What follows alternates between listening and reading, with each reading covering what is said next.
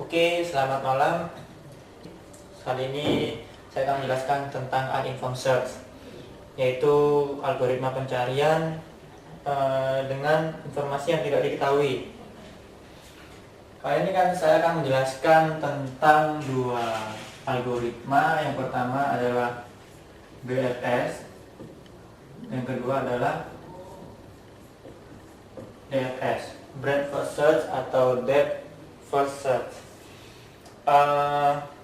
Sebenarnya ada lagi UCS, tapi mungkin saya rasa itu nanti bisa saya jelaskan di informed search karena mendekati algoritma Dijkstra. Ya, oke.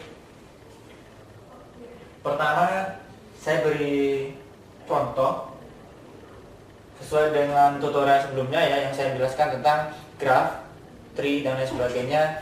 Yaitu kali ini kan saya akan memberi contoh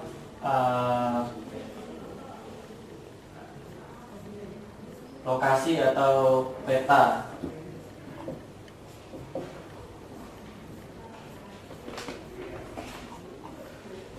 Jangan lupa bahwa algoritma BFS maupun DFS itu menggunakan undirected graph, jadi tidak berarah dan bisa berbalik arah begitu, dan juga tidak memiliki bobot pada setiap edge-nya. Jadi BFS maupun DFS ini bukanlah algoritma shortest path, melainkan dia cuma ingin tahu apakah solusinya ditemukan atau tidak.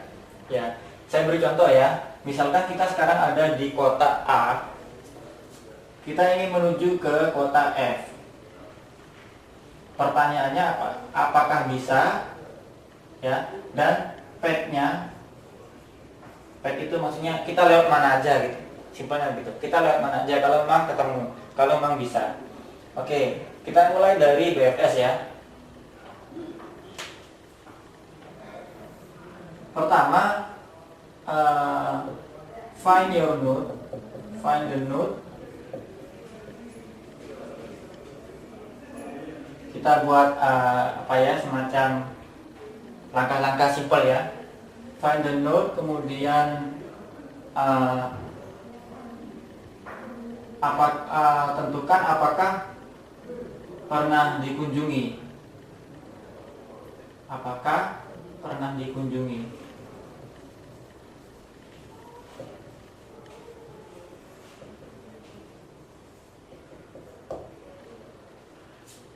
Yang ketiga, kalau memang tidak, apakah itu solusi?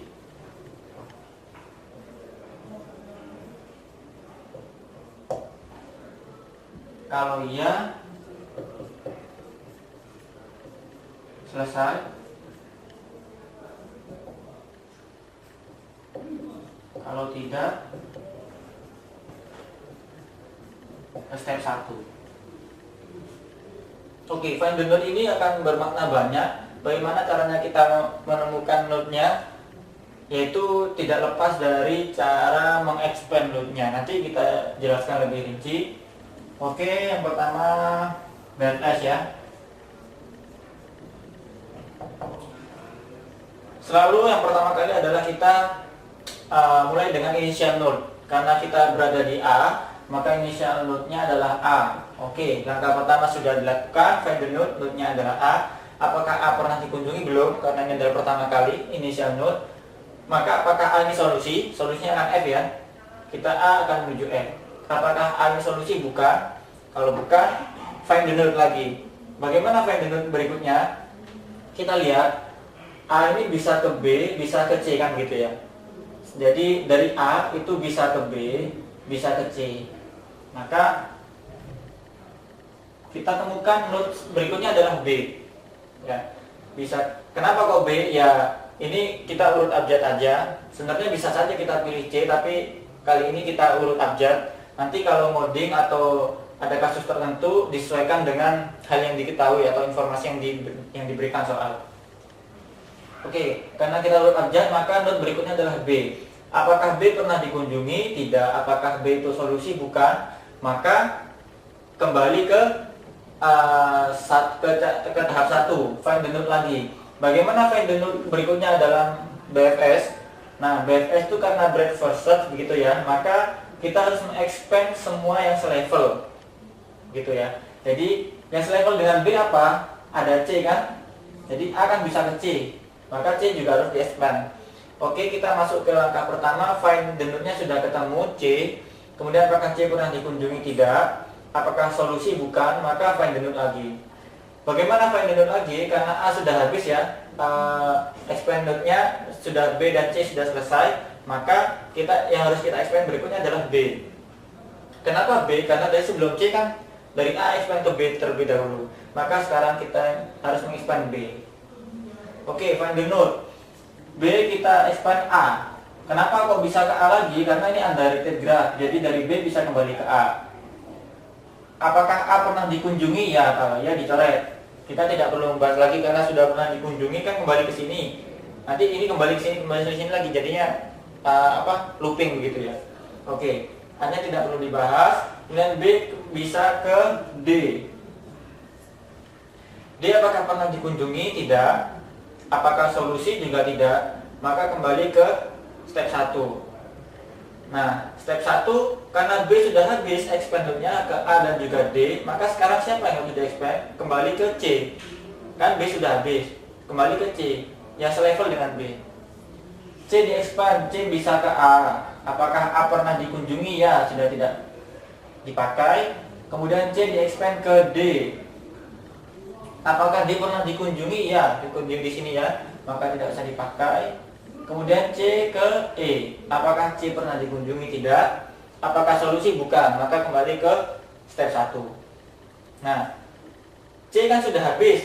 Ke A, ke D, dan ke E. Sudah habis kan C. Maka ini kembali ke atas. Ke B, ke D. Tadi kan B sudah di-expand, D yang belum. Ya. Yang selevel dengan E kan D. Oke. D sekarang bisa ke B. B sudah pernah dikunjungi, dicoret. D pernah ke bisa ke C. C sudah pernah dibahas, pernah dikunjungi, dicoret. D ke F. Nah, F apakah pernah dikunjungi? Tidak. Apakah solusi? Ya. Kalau iya berarti selesai. Maka solusinya adalah yang pertama, apakah A ke F itu bisa? Bisa. Bisa. Atau ya gitu ya. P-nya apa? A, B, D, F. Untuk BFS A, B, D, F. Ya, A, B, D, F gitu ya. Oke. Itu untuk BFS. Kemudian sekarang DFS. Sekarang DFS.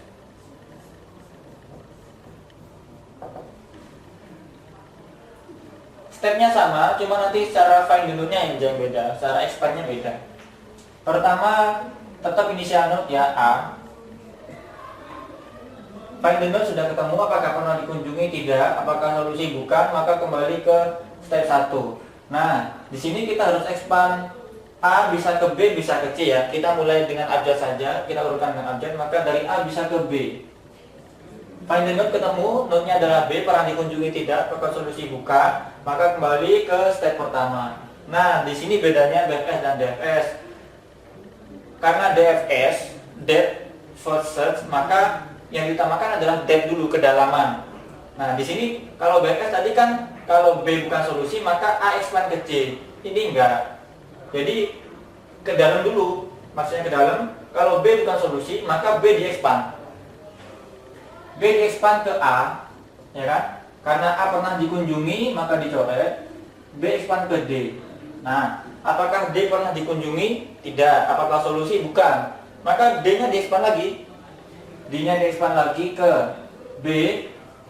B pernah dikunjungi, maka dicoret. Kemudian D ke C. C pernah dikunjungi? Tidak kan? Nah, jadi kalau tadi BFS kan C ada di sini. Nah, ini enggak, C ada di sini. Karena C di sini belum pernah dikunjungi, karena di sini belum di-expand. Sehingga C belum pernah dikunjungi. Apakah solusi? Bukan. Maka C di-expand lagi. C di-expand ke A. A sudah pernah dikunjungi, dicoret. C di-expand ke D. D pernah dikunjungi, dicoret. C di-expand ke E. E pernah dikunjungi? Tidak. Apakah solusi? Bukan. Maka E di-expand. E di-expand ke C. C dicoret karena sudah pernah dikunjungi. E di-expand ke F. Nah, apakah F pernah dikunjungi? Tidak. Apakah F solusi? Ya. Maka berhenti di sini ya. Sehingga apakah A ke F dengan DFS bisa? Ya, bisa. Nah, petnya adalah A, B, D, C, E, F. A, B, D, C, E, F. Itu ya. Nah, dari sini kita memang melihat bahwa ternyata DFS itu memakan waktu pencarian yang lebih panjang, kemudian node yang di-expand juga lebih banyak, dan mungkin memori yang digunakan lebih banyak daripada BFS. Tapi di sini kita tidak bisa memastikan bahwa ternyata BFS pasti lebih efisien daripada DFS, tidak. Karena pada beberapa kasus tertentu mungkin saja DFS lebih efisien. Misalnya begini. Misal soalnya kita rubah. Jadi pertanyaannya sekarang adalah, sekarang kita ada di kota A, ingin menuju ke kota D. Ya, dari kota A ingin menuju ke kota D. Oke, sekarang kita mulai BFS ya. BFS. Pertama A, kita percepat ya. A pernah dikunjungi, solusi bukan, maka di-expand ke B. B bukan solusi, maka di-expand C. Oke ya. A, B bukan solusi, di-expand lagi C, bukan solusi. Oke. Sekarang B yang di-expand ke D. Ke A. A pernah dikunjungi, tidak perlu diperhitungkan. Kemudian B ke D. D tidak pernah dikunjungi, tapi D adalah solusi, maka berhenti di sini ya. Oke, BFS dapatnya A, B, D. Nah, sekarang DFS.